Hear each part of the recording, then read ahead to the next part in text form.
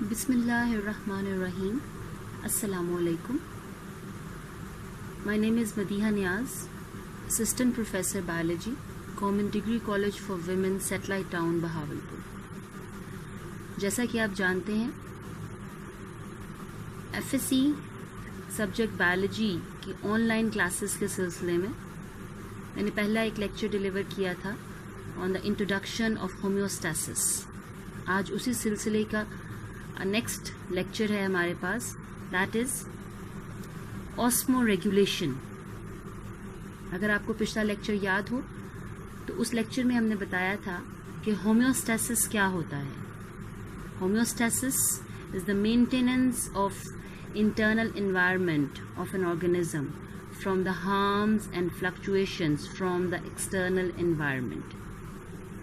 यानी किसी भी जानदार के अंदरूनी माहौल को मुनासिब यकसा हालत में रखना होम्योस्टैसिस कहलाता है.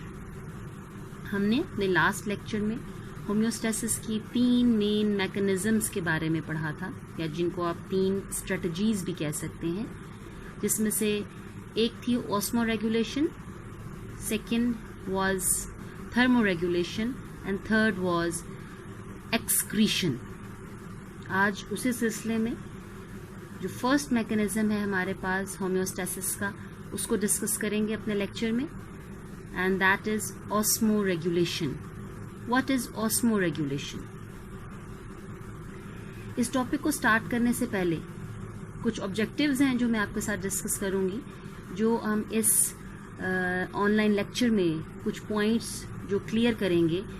उसमें से पहली बात कि आपका कॉन्सेप्ट क्लियर होगा कि what is osmoregulation, what is osmotic pressure, what is meant by body fluids, what is osmosis, and mainly the topic is osmoregulation in plants. So, starting with the definition of osmoregulation, simply, it is the mechanism of regulation of solutes and water balance between organism and their environment. Yeah, it is the active regulation of osmotic pressure of organism's body fluid detected by osmoreceptors to maintain the fluid balance and electrolytes concentration to keep the body fluids from becoming too diluted or too concentrated. So ये थी definitions. अगर हम simply इसकी इस first definition की तरफ देखें तो it's a mechanism of regulation, यानी maintain करने का जो एक method है, किस चीज़ को, solutes and water balance between the organism and their environment. जैसे कि आप जानते हैं कि ऑर्गेनिजम्स की बॉडी, किसी भी टाइप का आप ऑर्गेनिज्म उठा के देख लीजिए, starting from the prokaryotic unicellular और eukaryotic unicellular to eukaryotic multicellular organism, हर तरह के जानदार का जिस्म मेजरली पानी से बना हुआ है. 60 to 85% हर लिविंग ऑर्गेनिज्म की बॉडी वाटर पे कंसिस्ट करती है. इस वाटर के साथ साथ उसमें बहुत सारे इलेक्ट्रोलाइट्स, नॉन इलेक्ट्रोलाइट्स, आइंस और बहुत सारे जो सब्सटेंसेस हैं, बहुत सारे बायोलॉजिकल मॉलिक्यूल्स हैं जो उसके अंदर मौजूद होते हैं. ये सब सोल्यूट्स और जो वाटर का बैलेंस है किसी भी जानदार की बॉडी में प्रॉपर फंक्शनिंग के लिए, प्रॉपर केमिकल रिएक्शंस के लिए उस बैलेंस का होना बहुत ज़रूरी है.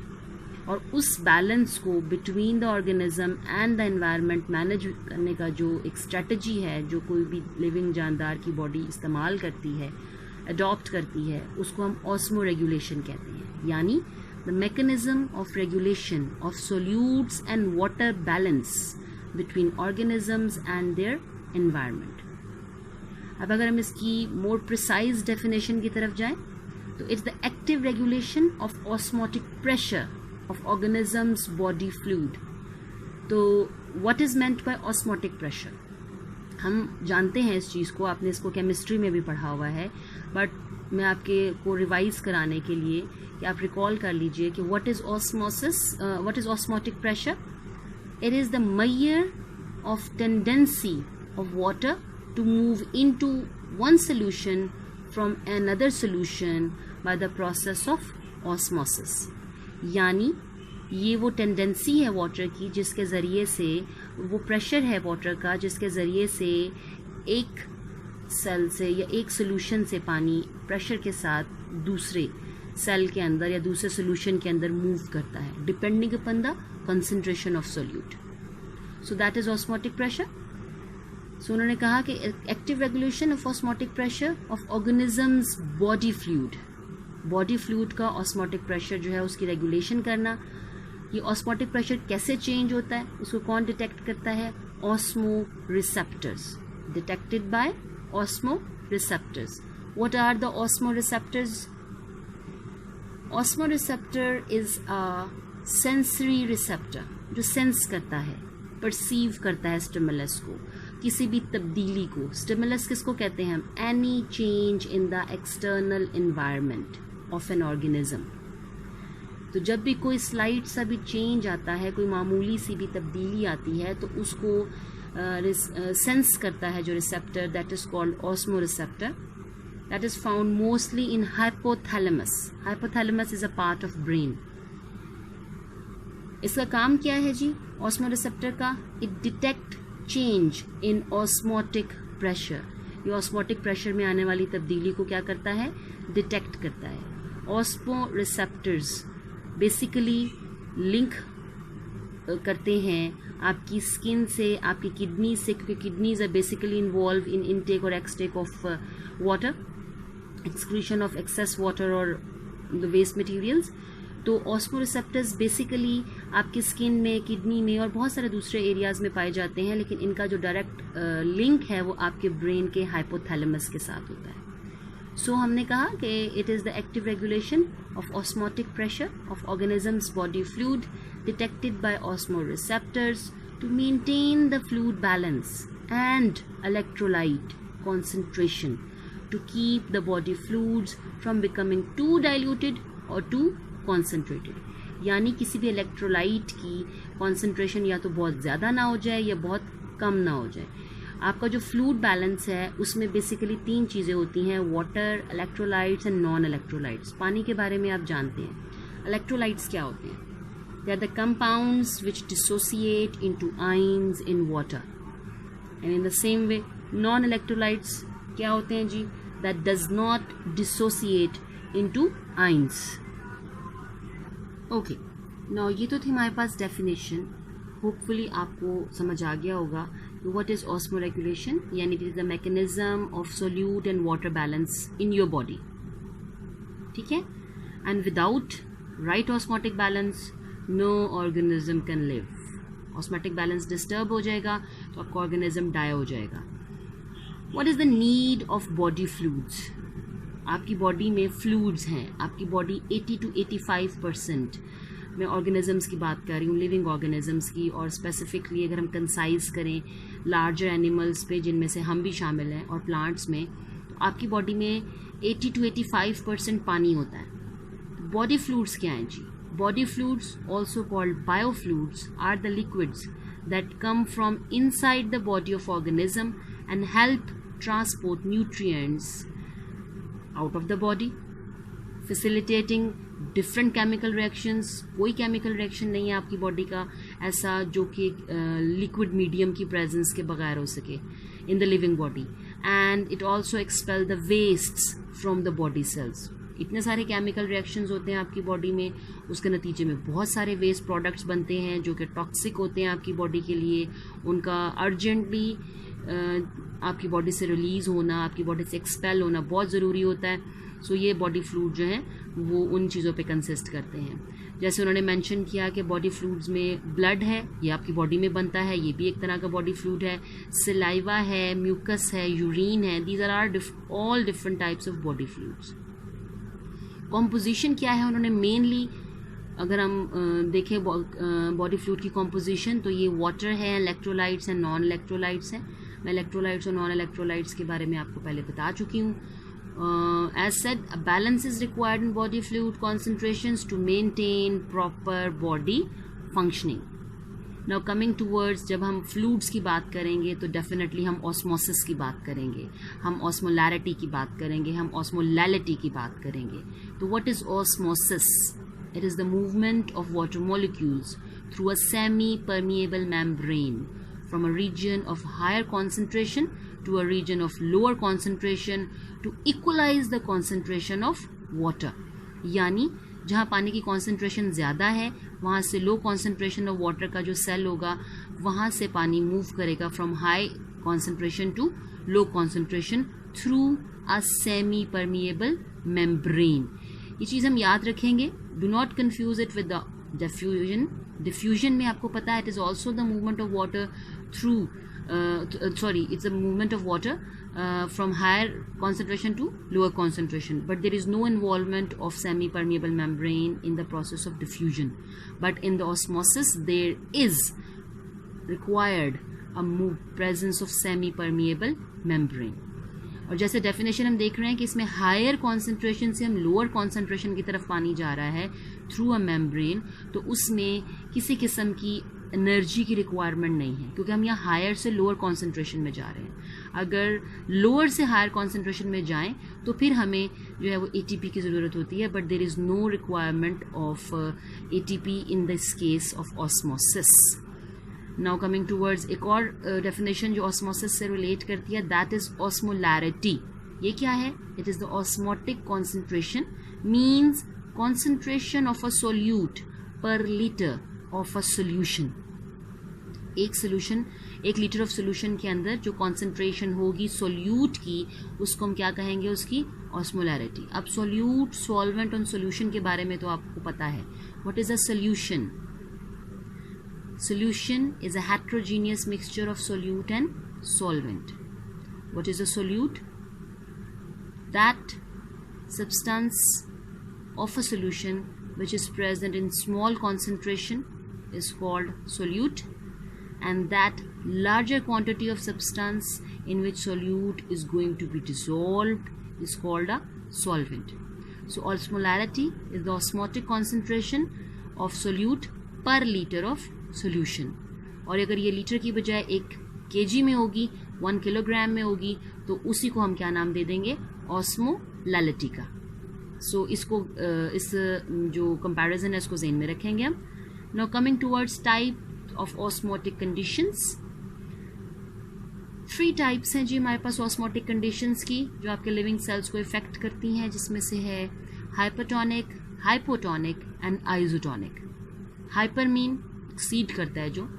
It has more solute concentration outside the cell than inside of cell. So the water moves out of the cell as a result of X osmosis to make the cell inside isotonic with outside. मकसद क्या है कि आपकी जो body है वो हर वक्त अपने आप को इक्विलिब्रियम में रखने की कोशिश कर रही होती है. बॉडी फ्लूइड्स अपने आप को इक्विलिब्रियम में रखने की कोशिश कर रहे होते हैं. तो जब कभी भी आपके सेल के बाहर के एनवायरनमेंट में कॉन्सेंट्रेशन ऑफ सोल्यूट ज़्यादा हो जाती है तो उस वक्त अंदर मौजूद जो पानी है वो हाई कॉन्सेंट्रेशन की वजह से, बाहर लो कॉन्सेंट्रेशन है पानी की, तो अंदर से पानी, सेल के अंदर से पानी बाहर की तरफ मूव करता है टू इक्वलाइज. क्योंकि जब पानी बाहर जाएगा तो जो हाई कॉन्सेंट्रेशन ऑफ सोल्यूट है वो डाइल्यूट हो जाएगी वाटर की प्रेजेंस की वजह से, और दोनों अंदर और बाहर, inside the cell and outside the cell, एक आइसोटोनिक सिचुएशन क्रिएट होगी. एक तरह का इक्विलिब्रियम जो है वो रीच होगा, जिसकी वजह से आपके बॉडी के डिफरेंट केमिकल रिएक्शंस जो हैं उनको होने में आसानी होगी. सो हाइपोटोनिक क्या होगा? इसमें लो सोल्यूट कंसंट्रेशन है outside the cell, than inside high solute concentration. So due to the osmotic pressure water move from outside the cell into the inside of cell. ये एंड ऑस्मोसिस हो रहा है, यानी बाहर से पानी अंदर जा रहा है. अंदर किसके? सेल के अंदर जा रहा है. तो इसकी वजह से जो सेल है वो आइसोटोनिक कंडीशन में आएगा और टर्जिड भी हो जाएगा. जो हमारी हाइपरटोनिक सिचुएशन थी इसमें सेल के अंदर से पानी निकल के बाहर आएगा, तो जो सेल है उसका साइटोप्लाज्म, प्रोटोप्लाज्म जो है, साइटोसोल जो है वो श्रिंक कर जाएगा कम पानी की वजह से. जबकि हाइपोटोनिक सिचुएशन में टर्जिडिटी जनरेट होती है. Isotonic when solute concentration is equal both inside and outside the cell. Keep this in mind.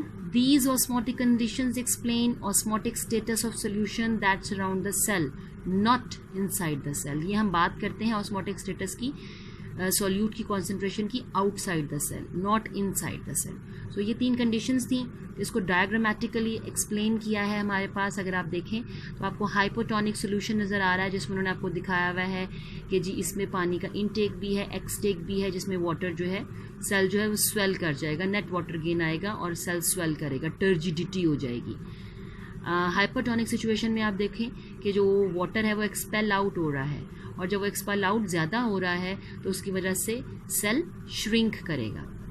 और आइसोटोनिक सिचुएशन में there is no net gain और loss of water, outside the cell and inside the cell दोनों में एक ही concentration है water की। So isotonic situation है, आइसोटोनिक कंडीशन है, और ये आइडियल कंडीशन होती है for performing various metabolic chemical reactions in the living body. Coming towards osmoregulation in plants, पौधे अपनी osmoregulation कैसे करते हैं? क्योंकि डेफिनेटली प्लांट्स के अंदर जो है उतना हाईली इक्विप्ड नहीं होते हैं प्लांट्स जितने के एनिमल्स जो हैं वो होते हैं, कॉम्प्लेक्स सिस्टम नहीं होते हैं प्लांट्स के पास, but they do have protoplasm, और हर लिविंग बॉडी के अंदर, हर लिविंग सेल के अंदर प्रोटोप्लाज्म होता है। सो उन्होंने कहा they have high percentage of water, so without water living organisms को डाई। होम्योस्टैटिक रेगुलेशन प्लांट्स की 2 तरह से हो सकती है, to maintain adequate uptake of water and nutrient from soil into leaves. यानी पहली चीज़ तो ये है कि पानी जो है और नमकियात जो है उनको ज़मीन से एडिक्वेट क्वांटिटी में, यानी अच्छी खासी रिक्वायर्ड क्वांटिटी में, मतलूबा मिकदार में ज़मीन से उनको एब्जॉर्ब किया जाए। Next, control the stomatal opening so that the water loss is minimised. यानी पानी को मैनेज करने के लिए उनकी 2 स्ट्रेटजीज़ हैं कि पहली बात तो ये कि नीचे से यानी ज़मीन से रूट्स के ज़रिए पानी और न्यूमकियात ज़्यादा से ज़्यादा एब्जॉर्ब किए जाएँ, जिनको लीव्स में लाया जाए और फिर फोटोसिंथेसिस हो और पौधा फूड प्रिपेयर करे और अपने लिए एनर्जी प्रोडक्शन कर सके।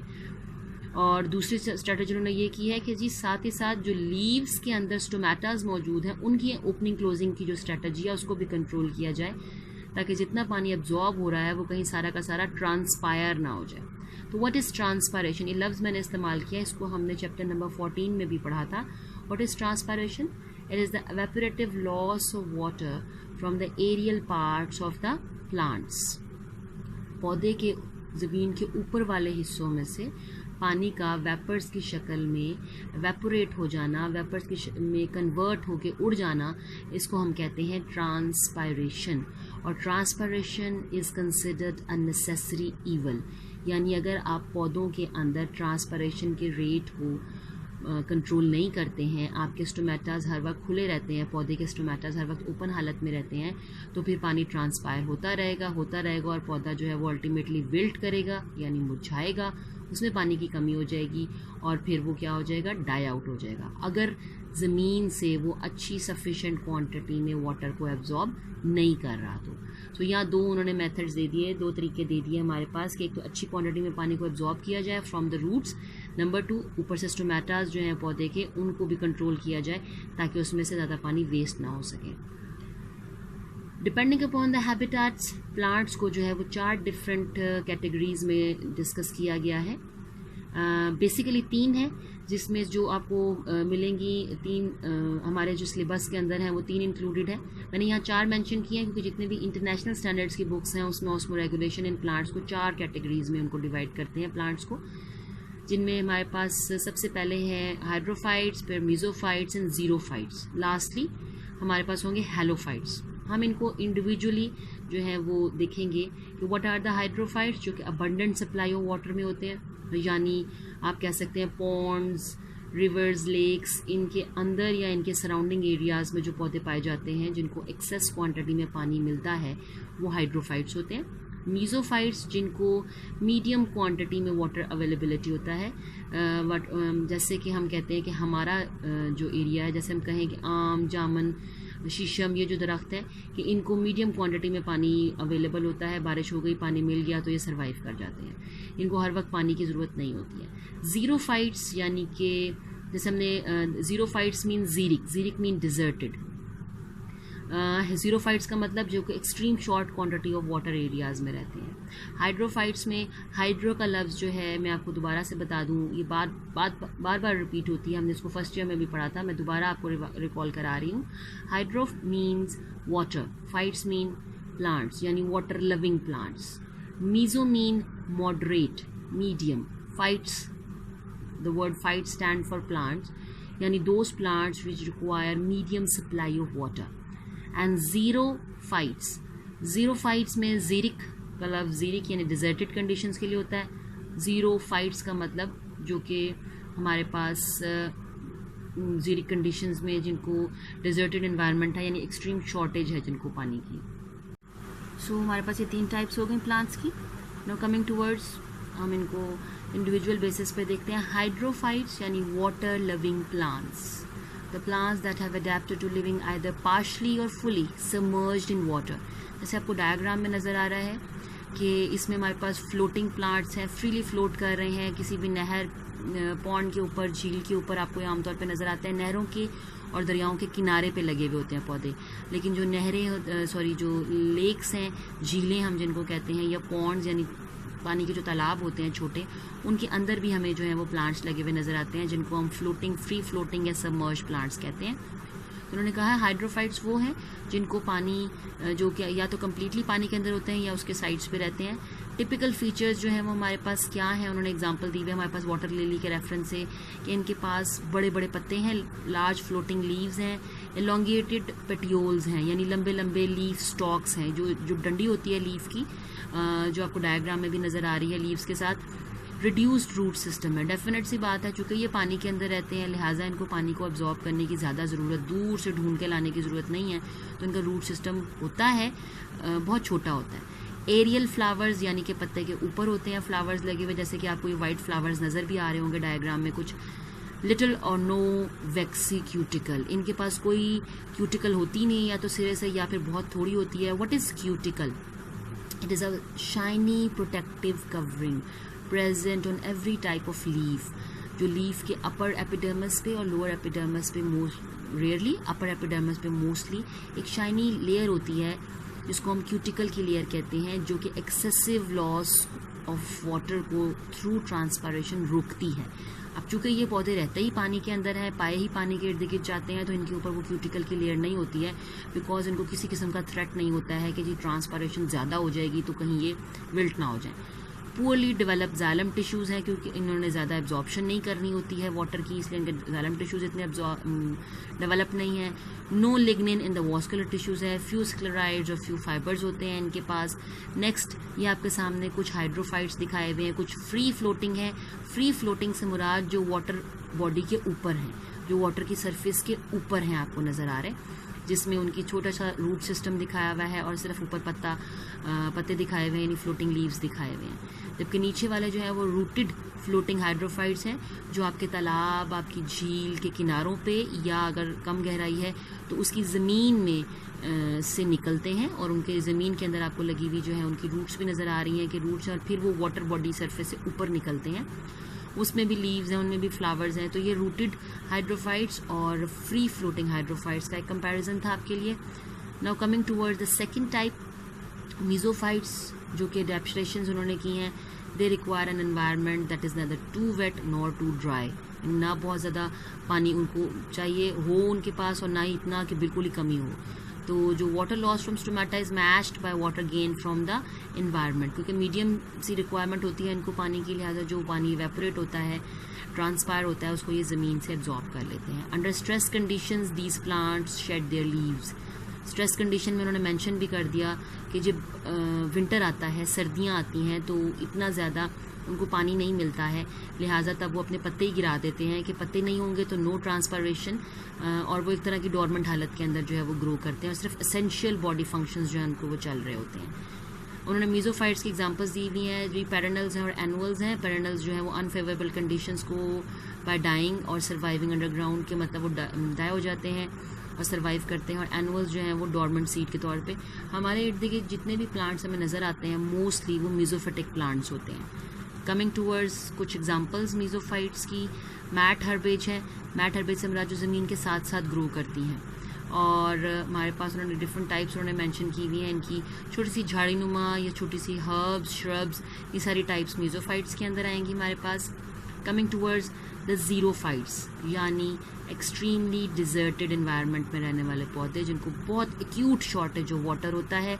आपको कैक्टस की टाइप्स नज़र आ रही हैं सामने, उनका एक अंदर से ट्रांसवर्स सेक्शन जो है वो क्रॉस सेक्शंस नज़र आ रहे हैं, जिसमें उन्होंने आपको मेंशन किया कि जो ज़ीरोफिटिक प्लांट्स हैं उनके अंदर ऑस्मोरेगुलेशन की जो मैकेनिज़म्स हैं, जो एडेप्टेशंस हैं, उनमें क्या है, संकन स्टोमेटाज होते हैं, यानी इनके स्टोमेटाज बिल्कुल अंदर को धंसे हुए होते हैं, लीव्स इनके बहुत छोटे छोटे साइज़ के होते हैं या बिल्कुल नहीं होते। और संकन स्टोमेटाज चूँकि जब अंदर को धंसे हुए स्टोमेटाज होंगे तो उसमें इतना ज़्यादा ट्रांसफॉर्मेशन भी नहीं होता। सकुलेंट टिश्यूज़ होते हैं। सकुलेंट टिश्यूज़ का मतलब होता है जो फ्लैशी, यानी वो लीव, जब ये पौधे अपने अंदर पानी को स्टोर करते हैं तो वो गूदानुमा सा पल्प की तरह का एक अंदर का स्ट्रक्चर डेवलप हो जाता है, जैसे कि आपने अक्सर एलोवेरा के अंदर ऑब्जर्व किया होगा, तो वो उसको हम सकुलेंस बोलते हैं। लीफ रिड्यूस द स्पाइंस हैं, लॉन्ग रूट्स होते हैं क्योंकि डेफिनेटली इन्हें बहुत डीप डेप्थ में जाके पानी एब्जॉर्ब करना होता है, राउंड शेप होती है, उसके अलावा स्टोमेटल रिदम रिवर्स हो जाता है, रोल्ड लीव्स होते हैं और इन पे हेयर्स होते हैं। नेक्स्ट ये आपके सामने कुछ एग्जांपल्स हैं, जैसे ये एलोवेरा आपको नज़र आ रहा है सामने। इस एलोवेरा की आप एलोवेरा जेल भी बहुत कॉमनली यूज़ करते हैं कि ये एलोवेरा जेल जो है इसमें वाटर, ये अपने अंदर वाटर स्टोर कर लेते हैं ये लीव्स, और वो फ्लैशी सा पल्प बन जाता है और ये सकुलेंस कहलाता है। ये जितने सारे आपको सामने प्लांट्स नज़र आ रहे हैं ये मोस्टली सकुलेंट स्ट्रक्चर्स हैं हमारे पास। देन छोटा सा कंपैरिजन जो मैंने as in the start mention किया था कि हमारे पास इंटरनेशनल स्टैंडर्ड की जो बुक्स हैं उनके अंदर, जैसे मैंने आपको पहले कहा था कि इंटरनेशनल स्टैंडर्ड की बुक्स में हमारे पास जो है वो ऑस्मोरेगुलेटरी अडेप्टेशंस के हवाले से पौधों की 4 टाइप्स डिस्कस करते हैं वो, जिसमें हेलोफाइट्स को मैंने ऐड किया था क्योंकि हमारी टेक्स्ट बुक है पंजाब टेक्स्ट बुक बोर्ड की, उसमें सिर्फ 3 टाइप्स मेंशंस हैं, that is hydrophytes, mesophytes and xerophytes. 4th type halophytes हैं, यानी कि सॉल्ट लविंग प्लांट्स जो उन एरियाज़ में पाए जाते हैं, उन इलाकों में पाए जाते हैं, उस ज़मीन पे पाए जाते हैं जहाँ पे सॉल्ट कॉन्सेंट्रेशन बहुत ज़्यादा होती है, जैसे हम कहते हैं सेम वाले इलाके, हाईली सेलाइन सॉइल्स। उन सेलाइन सॉइल्स के ऊपर जो है वो हेलोफाइट्स ग्रो करते हैं। बहुत कम तादाद है इन पौधों की स्पीशीज़ की, लेकिन सिर्फ यही पौधे ग्रो कर सकते हैं उतनी हाई सॉल्ट कॉन्सेंट्रेशन वाली जगहों पे, और कोई आम प्लांट्स मीज़ो या हाइड्रो या ज़ीरोफाइट्स में से कोई ग्रो नहीं कर सकता।